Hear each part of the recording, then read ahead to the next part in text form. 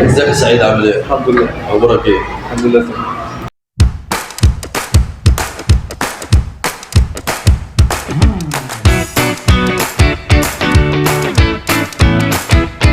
عرف نفسك للجمهور الاول.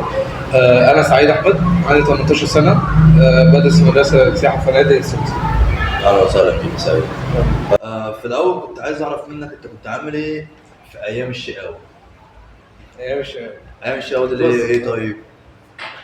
مثلا لو انا يعني ايام الاعداديه اصلا. الاعداديه؟ اكيد. يعني انت كنت شايف من صغرك سعيد؟ لا. انت كان قصدك كده، انما انا عموما طبيعتي انا هادي، اه. ما بعملش مشاكل. بتشقى بس اللي هو ايه مع اخويا، يعني حاجه زي كده، دي الحاجات وانا صغير. امم ان انا مش شقاوه بقى قصدك بيها، لا. يعني انت مش شاي خالص؟ ما كنتش شاي خالص؟ لا. مع ان سعيد يبان عليك عكس كده بصراحه. يبقى على العكس كده، انا شايف البيت بقى اللي هو بتعود على اهل البيت، فاهم انت؟ فهو العادي يعني. مش شقي اللي هو مع اي حد. بس انت بره بتتكسف. بره بتكسف، وعندي خجل ولحد دلوقتي موجود. ولحد دلوقتي موجود. فبس ما بعملش يعني، مش شقي قوي. طب انا عايز اعرف بقى، انت ازاي دخلت مجال التمثيل؟ بص، هو انا كنت قاعد بقلب على الفيسبوك، فاضي فراغ يعني، مش ورايا حاجه. فلقيت بوست تبع مؤسسه وعي هدف، اوضه وعي هدف. كنت بتتكلموا ان لو في حد عنده موهبه، حد عايز يتعلم التمثيل، حد عايز ينمي موهبته، فيكلمنا ويتواصل معانا. فتواصلت معاك واتعرفت عليك انت مره. طب انا عايز اعرف دلوقتي، انت لما دخلت مجال التمثيل حبيته؟ الصراحه من قلبك؟ من قلبك حبيته؟ اهو بحبك، مش من قلبك، لا كده مش من قلبك. بالنسبه لي حاجه من احلى هوايه عندي، مبقاش فيه غيرها دلوقتي.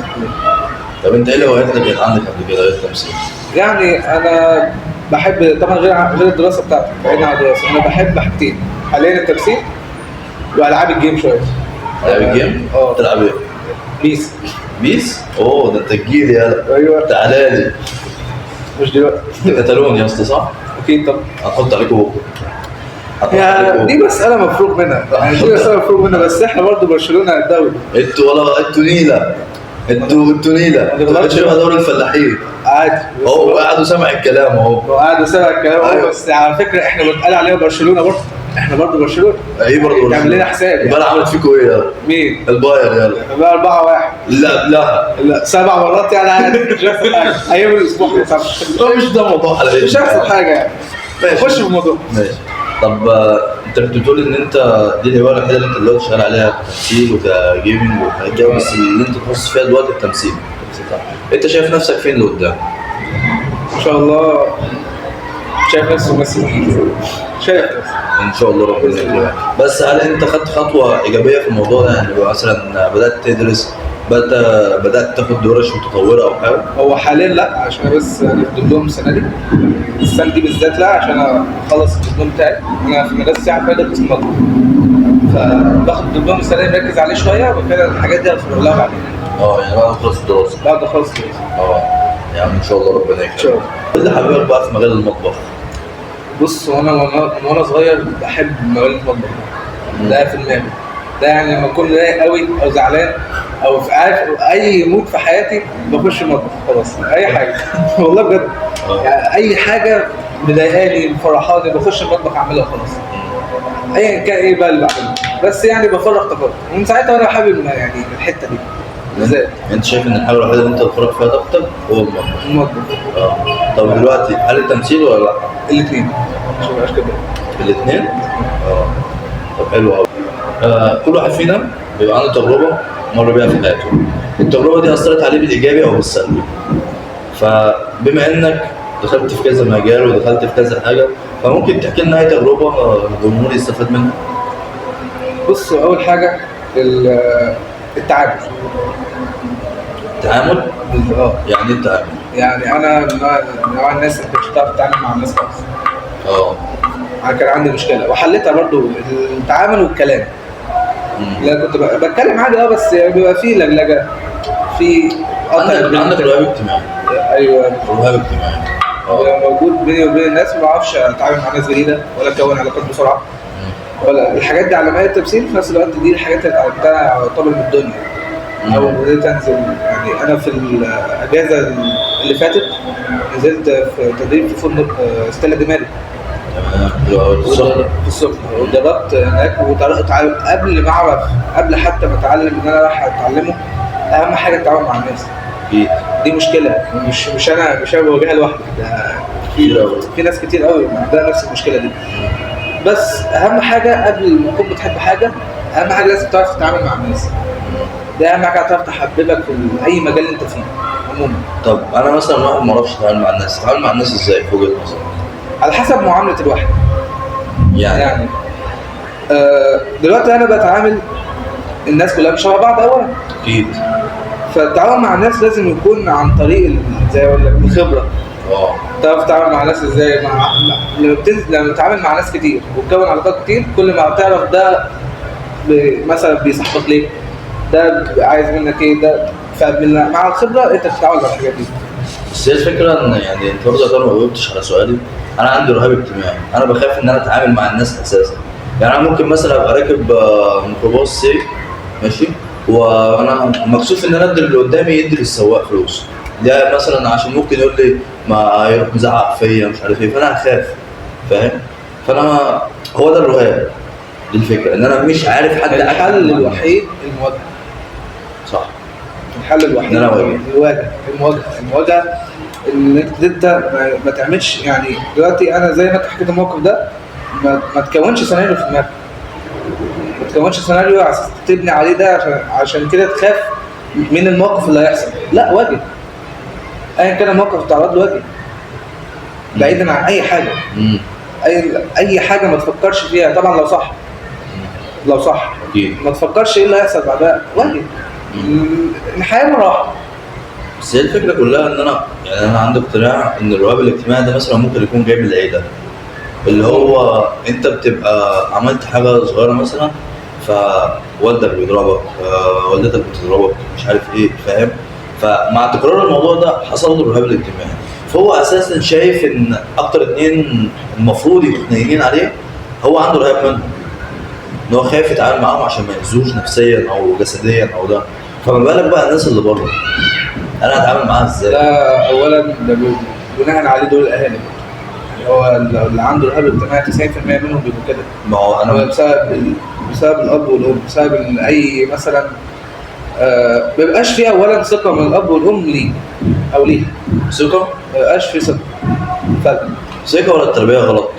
لا، في فرق. اقول لك هي دي تربيه غلط. ايه اللي بناء عليه اللي بيحصل كده؟ بيحصل كده عشان ما فيش ثقه بين الاب وابنه. يعني دلوقتي انا عملت حاجه صغيره، هو بالنسبه له حاجه كبيره. بالظبط، ده اللي بتكلم فيه. فدي اللي بتحصل بناء على اللي هو الاب مش او الام مش واثقه في ابنها او بنتها. والعكس.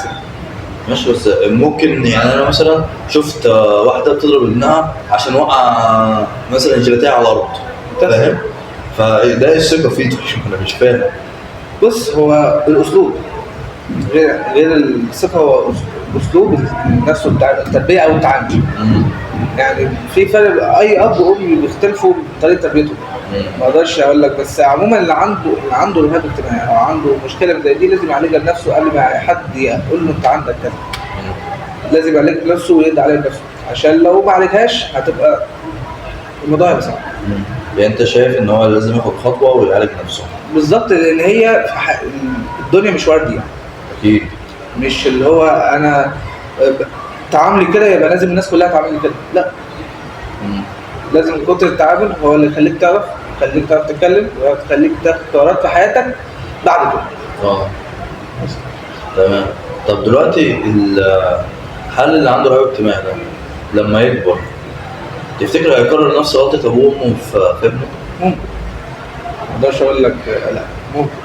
ولا هيبقى مع التجارب يتعلم؟ مع التجارب ممكن يكون يتعلم. دي 50-50، ما اقدرش اقول لك نسبة كاملة. 50-50. في ناس بتشيل جواها وتطلع ده على العيلة لما تكبر، وفي ناس لا. في ناس شايفة ان ده كان بيحصل فيها حرام وهي بيبقى عندها عقدة تعمل كده مع ابنها.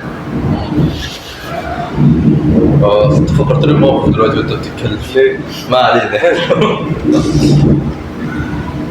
انا عايز اعرف بقى تجربتك مع الحب يا سعيد. طيب بص، حاليا لا، حاليا مفيش عشان ما اكدبش. فصلنا على حاجه ما عملتهاش. ماشي، بس برضه يعني وانا صغير في ابتدائي حبيته، في اعدادي حب الطفوله ده. كان في يعني كان في ابتدائي كده، بس طبعا مش فاكر. ده حب الطفوله لازم، انا بتكلم مش دلوقتي بس، ممكن قبل كده حصلت تجربه مع الحب الصراحه خالص. عندك كام سنه سعيد؟ 18 سنه سعيد، ما حصلكش ولا تجربه حب؟ لا. ليه يا سعيد؟ والله لا، ما بتجيش بقى نصيب. ما بتجيش؟ ما بتجيش. ازاي يعني يا سعيد؟ والله ما حصل خالص؟ خالص. عمرك ما ارتبطت؟ عمرك ما طب اعجبت بواحده مثلا حب من طرف واحد؟ لا خالص؟ والله ما كنت، بس لا. انت عمرنا نادر يا سعيد والله. لا دي حاجه مش حلوه دي. ماشي. لا يا ابني ما انت 18 سنه عايز ايه؟ ما ارتبطتش. لا ما ده انيل. ده انيل. ايوه يا اسطى كنت تفهم غلط. لا مش كده مش قصدي. لسه كان عندي واحد صاحبي حرفيا لحد ما احنا كنا في صنايع، يعني مثلا نقول في ثالث صنايع كنا مع بعض، قعدت ثالث صنايع ما كانش ارتبط، فاحنا ابتدينا نشك فيه. فاهم؟ لا ماشي. فمش عارف انا كنت بتكلم وصاحبي التاني ده بيتكلم مش عارف ايه، بس هو ما كانش بيتكلم خالص.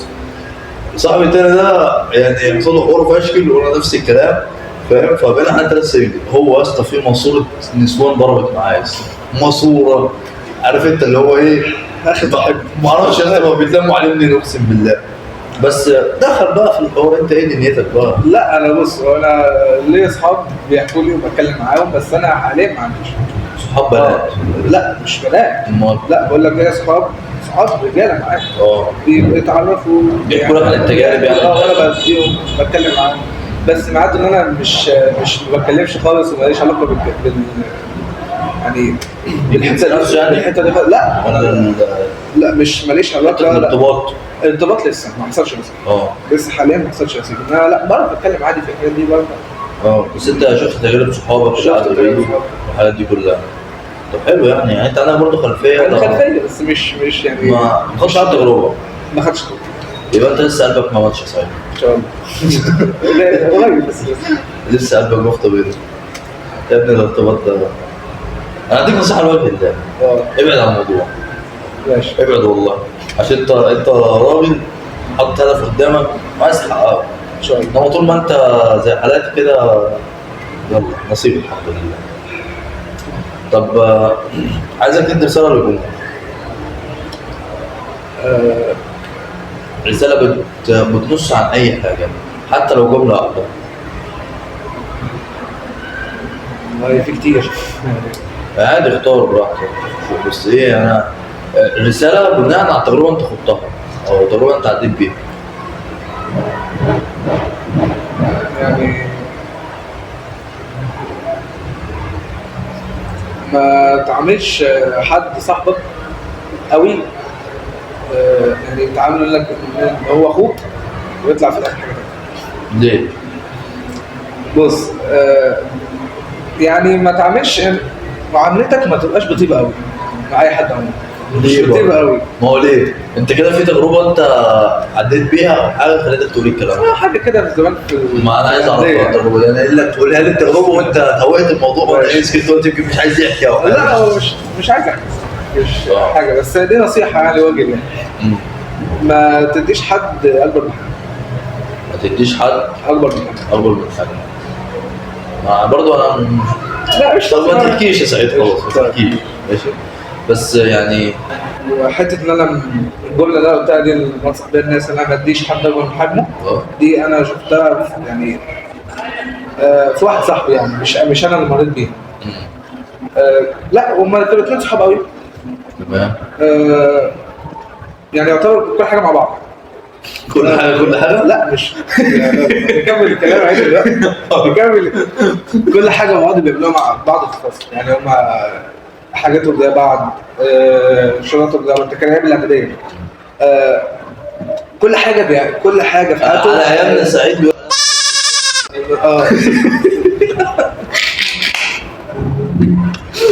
ماشي كمل. انا مش عايز اقول الباص. كمل. فالمهم ان هو يعني حصل بينهم خلاف على حاجه بسيطه، مش حاجه كبيره قوي يعني. فبس يعني ما بقوش يتكلموا مع بعض، بعدوا قوي. عارف اللي هو كل واحد انت في اول مكان وانا في اخره، اللي هو خلاص يعني هو الموقف اصلا بسيط. حاجه عملوها بسيطه، مش عارف التفاصيل قوي. انت ممكن تكون شايف ان هي بسيطه، بس عشان خاطر انت لما كبرت ونضجت فخلاص شفت ان الموضوع بسيط. بس كان ممكن هم في سنهم مش تعتبرهم هم صغيرين فصل، فبالنسبه لهم دي حاجه كبيره. بالنسبه لهم هم حاجه كبيره عشان هم متعلقين ببعض قوي يعني. بس بالنسبه لهم هم الاثنين حاجه كبيره. بس يعني هو ده اللي خلاك تقول جمله ما تديش حد اكبر منك عشان ما تصدمش. عموما بقى اذا كان ولاد او بنات عموما، بس يعني عشان ما تصدمش وتاخد قرارات انت ما كنتش عايز تاخدها، او تبقى شخص انت ما كنتش عايز تبقى، مش عايز تبقى الشخص ده. تمام.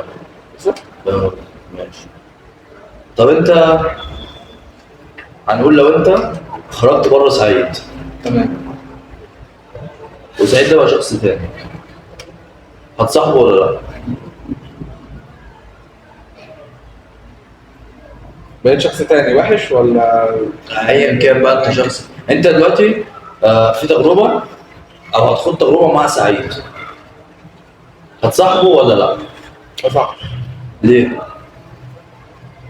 اتكلم عن نفسي يعني مش عادي، انت شايف مثلا ان في ميزات كذا وكذا في الشخصيه دي، فانا حاببها الميزات دي. هو احب انا لما اكون صاحب حد مثلا، لو بتكلم عن نفسي أنا يعني يكون طيب كويس، ملوش مشاكل مثلا، حاجات كتير يعني. مش في دماغي دلوقتي. انا شكر نفسه اللي ابليس صحيح حبيبي. انا بقول مش عايز شكر في نفسي، احنا بنقول. لا بس انت والله بجد شخصيه محترمه ومن احسن الناس اللي انا اتعرفت عليها ومن ألذ الناس اللي انا اتعرفت عليها بجد يعني. انا ان شاء الله مستقبل لك يعني شايف لك مستقبل حلو ان شاء الله في شركه تمثيل وفي كل حاجه في حياتك، عشان انا بشوف دايما ان الشخص السالك ربنا بيفتح له كل البيبان المقفوله. يا رب. فانا كنت مبسوط والله ان انت معايا النهارده. ان شاء الله نتقابل كده في حلقه جايه، بس ايه بقى تكون بقيت بتنافس انت وكريم عبد العزيز على الاوسكار باذن الله. ربنا يكرمك. خلصان اشوفك مره ثانيه. يلا عشان البروفا اللي هتبتدي دي. يلا بينا.